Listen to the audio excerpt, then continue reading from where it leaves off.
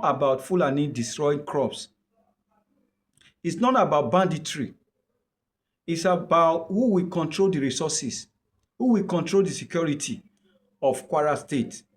Yeah, they just wake up to this reality. That's just the truth. The Yoruba have woken up to this reality, and the Fulanis are not comfortable with it. And Fulani, so there is confusion as we speak right now. Even the Fulanis in Kwara State, they are quite confused because they never expected this kind of disagreement, because having lived together for years, for a number of years, they have actually integrated, but at the end of the day, there is separation in culture, there is separation in norm, and there is separation in belief and religion. So the issue of security actually came up, and there is argument on who is to control the security of Kwara State, and this is where the argument is coming from. Last time I told you that what is actually happening in Kwara is different from what has happened in Zamfara. What is happening in Katsina or what is happening in Sokoto is not the same, but they might be the same perpetrator, but it's not the same battle. The battle is quite different because this battle look more or less like a conflict. And there is an issue somewhere that nobody is saying, nobody is telling us. There is serious issue in Kwara, and there is confusion everywhere right now. And as we speak right now, some Yoruba elders and leaders, they have disagreed with the Emir in Kwara State over who to control the security of Kwara State. So this resulted to insecurity in Kwara, because as we all know, Kwara State, some part are Yoruba, while some part are Fulani or not. And you all know the history. In my last video, I pull out the history, how the Fulani actually subdue and conquer the Kwara. We all know that Kwara State was part of Oyo Empire, and they were living where not until the brothers, they started fighting, and Afonja went as far as inviting a Fulani warrior named Alimi. Shehu Alimi actually came to fight for Afonja, to fight with Afonja to destroy the other divide. But at the end of the day, after fighting, they turned against Afonja, the one that invited them to fight, and that was how they took over, and the rest has become the history. So that is not what we are doing today. We all know that Kwara State is a very special state, and that is one of the most peaceful states in Nigeria before now. And this is a state that connects the northern part of Nigeria to the western part of Nigeria. And there is multi-ethnic existence in Kwara State, and we have the Yoruba people are in large number in Kwara State, especially the south and the western part of Kwara State. And the Fulanis, or the Fulani cultures, has a large influence in Kwara State, especially in Lori, the capital city of Kwara State. And this is what made the state a very unique state, very unique in the sense that there is multicultural, and there is agreement between the northern and the Yorubas living together in one state. And after the fight, politically, Kwara State now belongs to the north, and geographically belongs to the west, the Yorubas. So what makes it unique is the diverse cultures that be existing in this state. But the uniqueness also has disadvantage. So it's not like the Palestinians or the Gazas and the Israel. It's never like this, but something similar. In what sense? It's similar because when the issue of who is to do what comes, that is when the disagreement is always coming up, just as it is right now. Yoruba are actually saying that enough is enough. They are tired of the way and the manner at which they are being ruled by the Fulanis. We all know that the Fulani, their head is Emir, and This Emir, their capital state is in Sokoto, and Sokoto is controlling every other state that has Emir. And we all know that Yoruba does not operate that way. Yoruba actually operates in a monarchical system of government, which is they have the kings, obas, and chiefs, and so on. So there is a conflict of interest when it comes to ruling. And as we speak right now, there is a call from the Yoruba saying that they are tired, they are pulling out, and because when it comes to issue of security, they are not allowed to take part, and thereby whatever they say stand.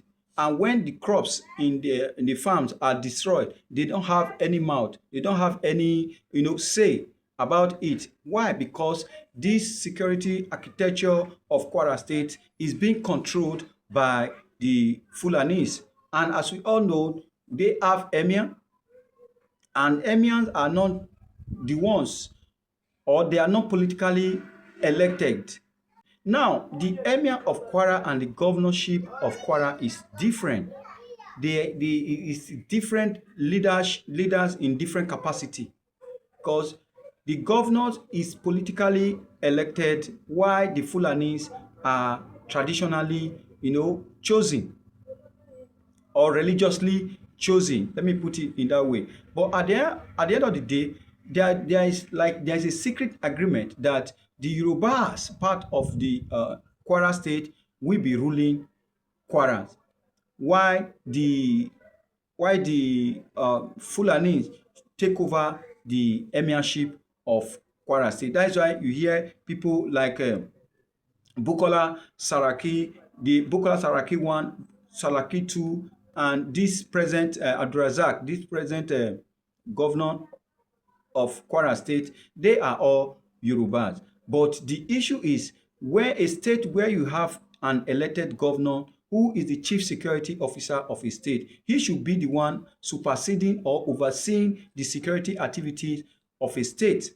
So this is where the issue is actually coming up or coming in round. And now, as we speak now, there is quite a confusion, or there's confusions in Kwara State, because the Yoruba say that they are tired of what, or the rules and regulations of the Fulanis, because they are the only one that have says, and they go to farm, use their cows and their animals to wipe off their farm produce, and at the end of the day, nobody can talk to them. They cannot be arrested. Even when they are arrested, before you say jack, they are out of the police station, and they are believing in silence, and they are believing in denial. So this time around, they say they are tired, and they are ready to march to Aso Rock to report this issue to the federal government of Nigeria, owing to the fact that he is our president is also a Yoruba man, and he may be able to listen to them. So this is where you see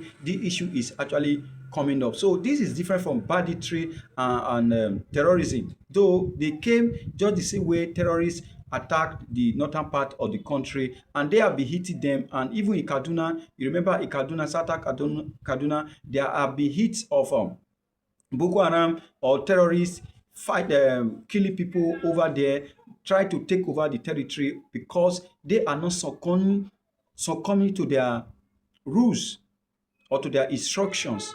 So they wanted to make sure everybody in Kaduna, both in South Kaduna and everywhere, subject to their instruction, subject to their rule and to their command, and which is they did not find it the South Kaduna did not find it very comfortable.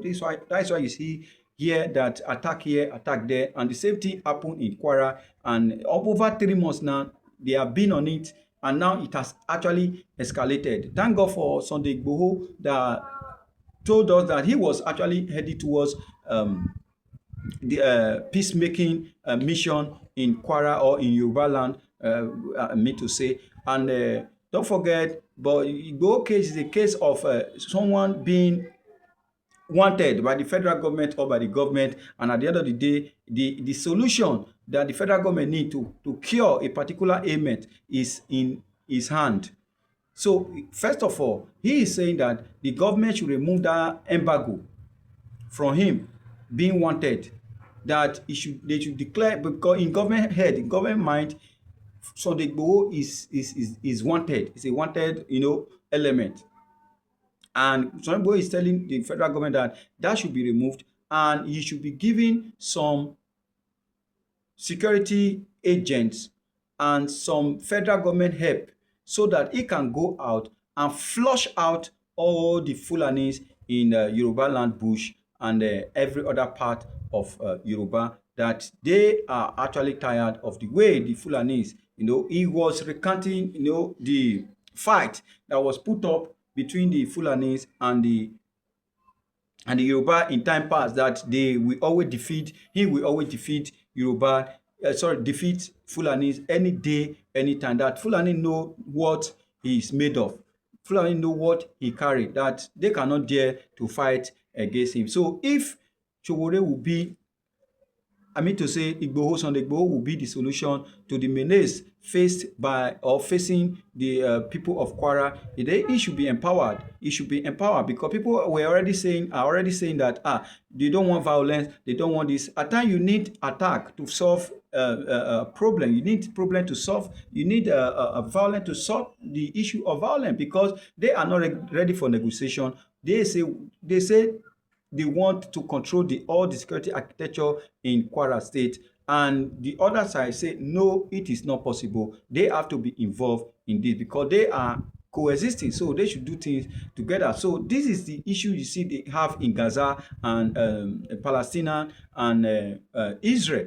And the world is actually requesting for two states for Israel and Palestine state and Israel. But Israel say no, they are not ready to coexist with their enemy. So they have taken the Palestinian to be their sworn enemy, owing to the fact that what they have done to them, the antecedent of what the event that happened between two of them is not allowing the Israel to accept this offer of being two states in Israel, Palestine, and what's it called? Israel. So I think this is the same thing that is playing out in Kwara right now, because the Kwara people, I've told you, they are Yoruba originally, and their culture is different from that of Fulani, and Fulani culture is way, way different from even the real Hausas, let alone of Yoruba, the Westerners. So these are the issues that have been lingering, and I've told you since this issue started that the issues in Kwara State is not about Fulani destroying crops. It's not about banditry.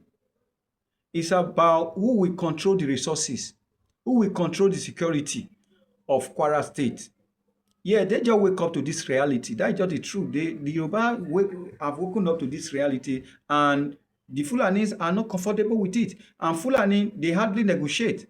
They don't know the negotiating mechanism. They don't have negotiating mechanism. What they know is to fight and conquer a territory and take over the place. That is their system, and this the system they use. Usman Lafodo used in early 80s, that he used in conquering the parts of the north, even in Kwara. We all know, and this is their system. This is their way of life. So and you can see the culture and the belief and the system created by naturally created is not it cannot suit other tribes. Cannot suit other tribes. That is why you see today the northern part of the country, or the Hausas, their voice is voiceless. Their voice is very low, and their voice, they cannot even speak, because Fulani has taken over everywhere in the north, and they have silenced them, and they don't have mouth to talk, because go to north, almost in all the 90 states, about 15 to 16 are Fulani's governors. So they have taken over, they have taken charge. And these people, I don't know, but if they can just change the way of doing things related with other people, I think they will make this world a better place. Because before now, we know the Hausas, when we meet them, we play with them, we talk together, they hardly cheat, they hardly fight, they hardly, put people down and all that. But all of a sudden, the narrative changed. with the fact that they have mixture of some bad element. This is not to say that all the Fulanis are bad, because I've met some Fulani that we did do things together and no nothing happened and we all move on and the business is still flowing. But I don't know, because I'm saying this because the other guy from just the other day, he came out, a Fulani also, a very responsible Fulani, and he came out and said that Fulani in Ibadan, Fulani in Zamfara, Fulani in Jos, Fulani in Benue, Fulani in Kogi, Fulani in Zamfara. So he was saying Fulani, Fulani, Fulani. So when he wanted to end the statement, he ended by saying enough is enough. Fulani should calm down. Fulani should slow down in their attack of other tribes. So when you hear me say Fulani, I'm not the one saying this. These narrative they are put out there to the public, and this is what we are actually working with. And I think the government of Nigeria need to for intervene in this matter between the Fulani in Kwara and the Yoruba in Kwara, so that that place will be a place to live. Because as we speak right now, many people have left their villages, they have left their ancestral home, heading to nowhere. They don't even know where they are going to, owing to the fact that many of their loved ones have died, many of their loved ones have been eliminated by this so-called bandit or the terrorist Fulani henchmen. So please, Tinubu should look into this matter, knowing fully well that everybody are now your sons, are your daughter, even the Fulani that we have agreed to accept years ago, they are now your son, they are now your daughter. Please call everybody to round table so that this issue can be sorted out. We need peace in Nigeria, because what we are faced with, the hardship that we are faced with is enough already than